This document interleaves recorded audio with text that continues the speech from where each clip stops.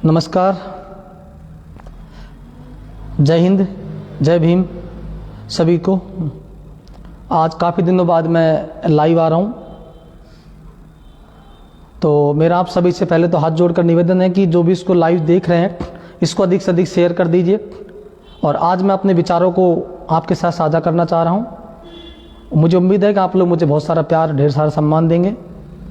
तो अभी हम शुरू करते हैं हमारी लाइव चर्चा का विषय। आज एक बार आप इसको शेयर कर दीजिए। मेरे प्यारे बच्चों, साथियों, जो भी मेरे से जुड़े हैं सभी को मेरा बहुत बहुत एक बार प्रणाम।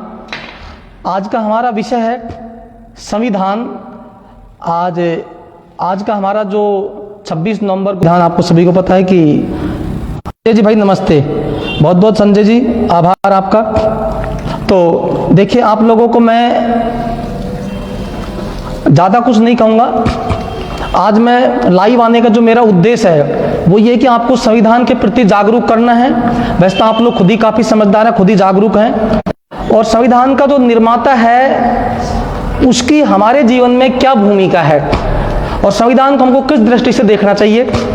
सभी जाति, सभी वर्ग, सभी धर्मों के लिए संविधान की क्या महत्वता है और हमने संविधान को किस स्तर पर उसको महत्व दे रखा है।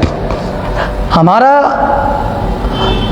संविधान के प्रति क्या रुझान है, संविधान को अपने जीवन के अंदर कितना हम उतार पा रहे हैं, संविधान से हम क्या प्राप्त कर सकते हैं, संविधान कितना लाभदायक है। इन सभी चीज़ों की चर्चा आज हम इस लाइव चर्चा करेंगे।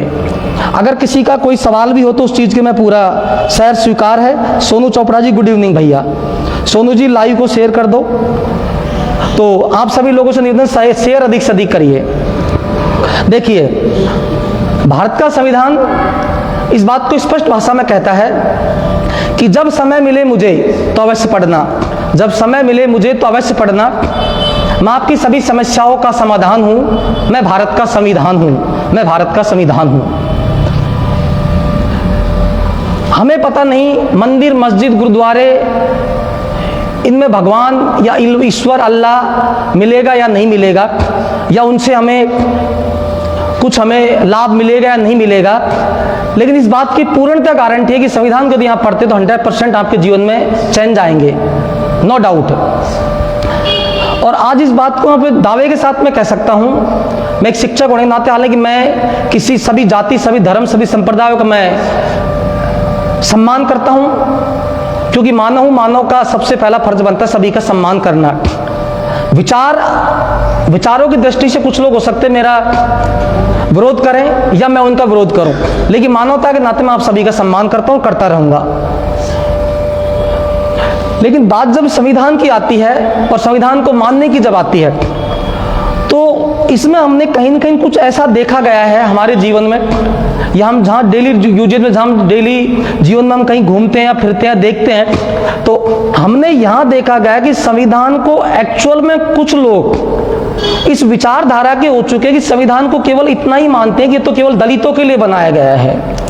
ये सबसे बड़ी हमारे देश की कुंठा है, हमारे देश की समस्या है, जबकि रियलिटी में ऐसा नहीं है।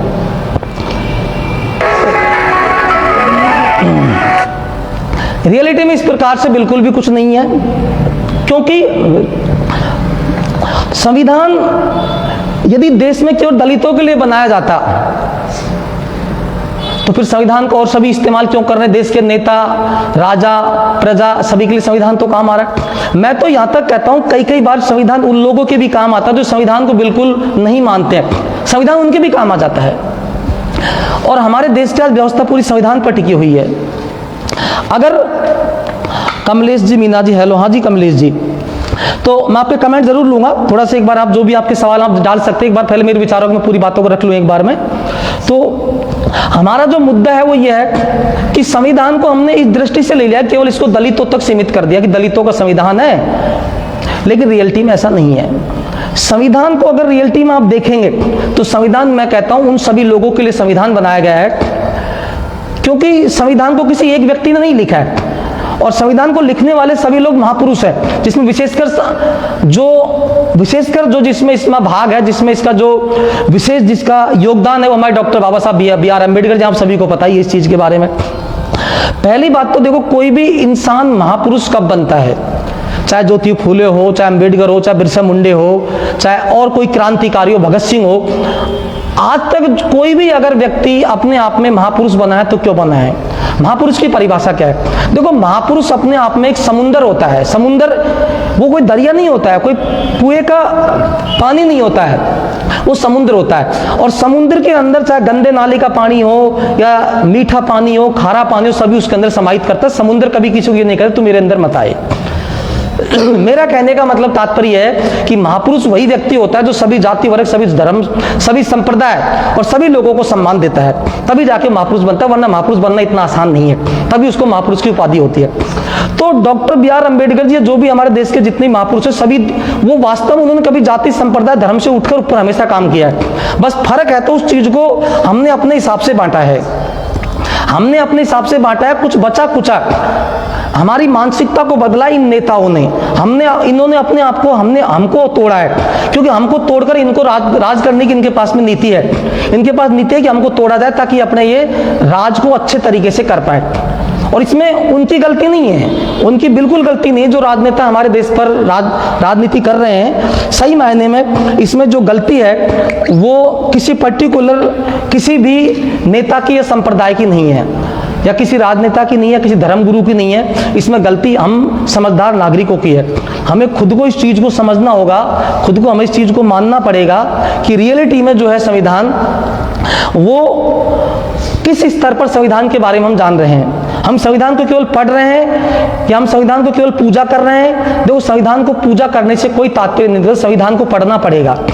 और जब संविधान को पढ़ेंगे, संविधान के विचार को पढ़ेंगे, संविधान को अंदर से देखेंगे, तो आपको पता लगेगा कि संविधान किसी एक वर्ग के लिए नहीं बनाया गया है, क्योंकि संविधान को बनाने वाले महापुरुष हैं। और महापुरुष किसी एक वर्ग का नहीं होता है, वो सभी वर्गों का होता है, सभी धर्मों का होता है, सभी संप्रदायों का होता है, क्योंकि उन सबसे उठ करके काम करता है। तो इसमें कहीं न कहीं जो इस तरह की विचारधारा जो क्रिएट हो रही है कि संविधान केवल एक वर्ग के लिए बना है, या संविधान के निर्माता ने किसी एक वर्ग के लिए काम किया है, तो ये विचारधारा क्रिएट हुई है, इसमें कहीं न कहीं कुछ हमारा योगदान रहा है। क्योंकि हम लोगों ने जिसने जो कह दिया उस चीज को हमने मान लिया है।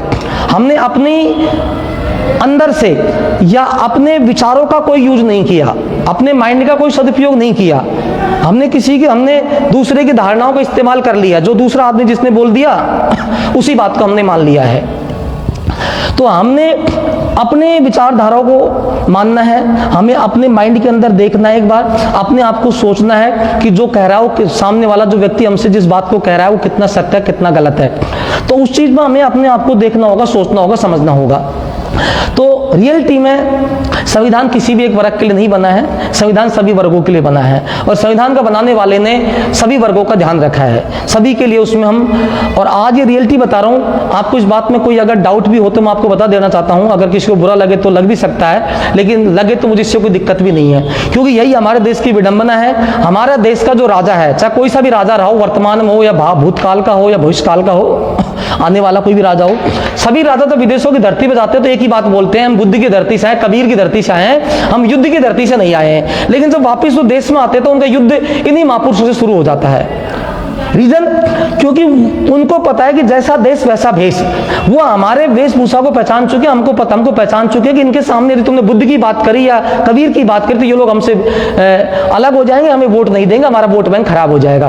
तो इसमें कहीं न कहीं कमी हमारी है। हमें एक समझदार नागरिक होने के नाते, एक समझदार व्यक्ति होने के नाते हमें उसको, संविधान को बहुत उच्च स्तर पर समझना होगा। और ये नहीं कि हम किसी जाति धर्म तक सीमित हो जाएं, हमें चीज को मानना होगा और हमें उसी व्यक्ति को वोट करना होगा, उसी व्यक्ति को हमें अधिकार देना होगा, उसी व्यक्ति को हमें आगे लाना होगा जो संविधान की बात करता होगा। तब जाके हमारा संविधान का और इसका संविधान का हमारा और अच्छे से पालन हो पाएगा और हमारे देश का प्रत्येक नागरिक जो है तरक्की कर पाएगा। और हमारा जब देश का प्रत्येक नागरिक तरक्की कर पाएगा तो 100% इसमें कोई डाउट नहीं है कि हम सभी लोग उसी चीज का हिस्सा, हमारे देश का हिस्सा है। और जब हमारे पड़ोसी सुखी तो सीधी सी बात है, हम सभी लोग सुखी रहेंगे। एक दूसरे को देखकर हमें थोड़ा सा, आज हमारे देश में जो समस्याएं, सब समस्या क्योंकि अलग, लेकिन हम इस चीज को चाहते नहीं रियलिटी में, सभी लोग सभी लोग खुश रहें, सभी लोग प्रॉब्लम से दूर रहें, क्योंकि हम चाहते नहीं है। क्योंकि सभी लोग ये चाहते हैं कि हम किसी के ऊपर राज करें, पड़ोसी चाहता है पड़ोसी के ऊपर राज करूं, लेकिन ऐसा नहीं होना चाहिए। संविधान ये, लेकिन विचारधारा को हमें चेंज करना होगा। ये किसी कहने सुनने से कुछ नहीं होगा, इसमें हमें विचारधारा को, अपने आप की विचारधारा को चेंज करना होगा। और ध्यान रखना, एक विचारधारा होती है मनुवादी विचारधारा। मनुवादी विचारधारा ये विचारधारा नहीं है कि हम मंदिर में चले गए तो मनुवादी विचारधारा हो गई, नहीं, ये हमारी आस्था है। विचारधारा मनुवादी होती है किसी धर्म संप्रदाय को हम किसी उसी स्तर पर देख रहे हैं जिस स्तर पर हमको नहीं देखना चाहिए। हम उसको एक मानव ही नहीं मान रहे, उस चीज को हम उसको मानवता से बिल्कुल अलग समझ रहे हैं, तो ये चीज बिल्कुल हमारे लिए गलत है।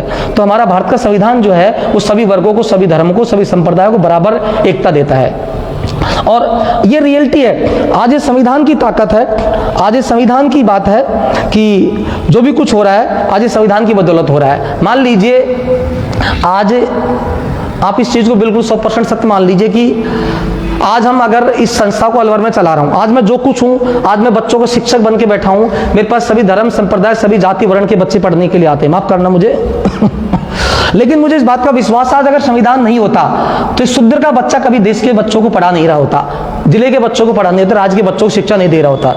ये सब उस संविधान की बदौलत है। तो आज जो अधिकार मिले वंचितों को, गरीबों को, इसमें तो कोई डाउट नहीं, संविधान की वजह से मिले हैं। तो हम तो संविधान को भैया देखो मानेंगे और मैं कहता हूं संविधान को उन वर्गों को मानना चाहिए जो लोग ये कहते हैं हम वंचित नहीं है, हम उच्च स्तर के हैं। बिल्कुल गलत बात है, क्योंकि संविधान सभी के लिए बताया गया है। हम जब हिंदू धर्म के अंदर पैदा हुए तो हम इस बात को कहते हैं भाई हिंदू धर्म के अंदर पुनर्जन्म भी होता है, हम इस बात को मानते हैं। जब पुनर्जन्म होता है तो आप इस चीज को बताइए कि भाई ये भी आपके अंदर थोड़ी मानसिकता में चेंज होना चाहिए कि जब पुनर्जन्म होता है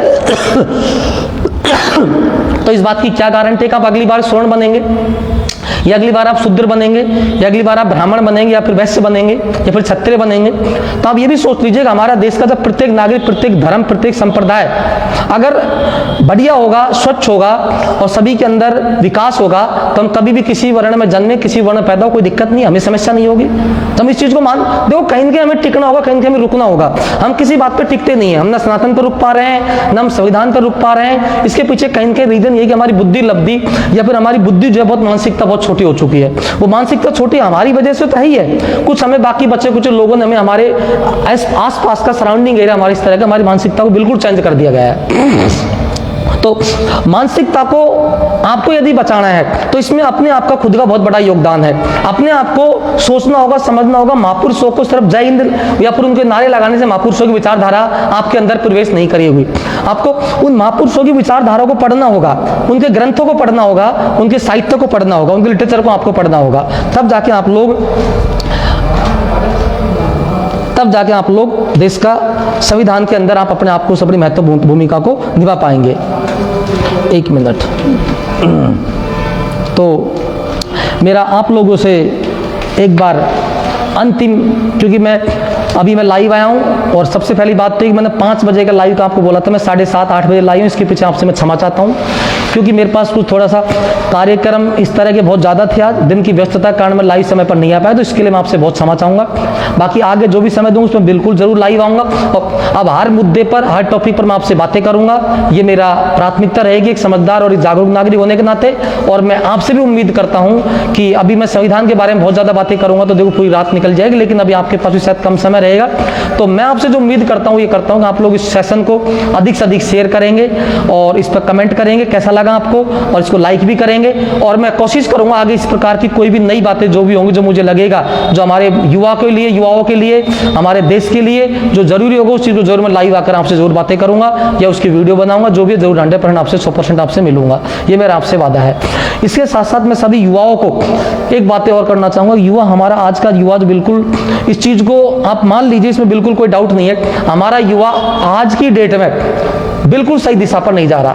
हमारा युवा वास्तव में अगर देखा जाए तो मैं देख रहा हूँ आज घर में गली गली हमारे घर में नेता पैदा हो रहा है। अच्छी बात है नेता पैदा होना, लेकिन उसमें हमें रियलिटी भी ये समझना होगा, क्या रियलिटी में हम नेता बन सकते हैं? अगर हमें लगता है हमारे अंदर एबिलिटी नेता बननी तो हम बन सकते हैं, उस फील्ड में आइए। लेकिन ज्यादातर मैंने देखा कि बच्चे जिनके घर में मतलब बेचारे घर में, मैं कहता हूँ मध्यम वर्ग के आदमी के लिए नेतागिरी में आना इतना जल्दी आसान काम नहीं है। तो मेरा सभी नवयुवकों से भी एक विशेष निवेदन है कि बजाय इस नेतागिरी को छोड़ दो और इस नेतागिरी की बजाय थोड़ा सा शिक्षा पे ध्यान दो मेरे भाइयों, और संविधान को पढ़ो, देश को पढ़ो, देश के बारे में जानो। अभी आपका समय जानने का है, उसके बाद आप नेतागिरी में आइए तो अच्छा रहेगा, शायद आपके लिए, आपके परिवार के लिए भी और आपके भविष्य के लिए भी।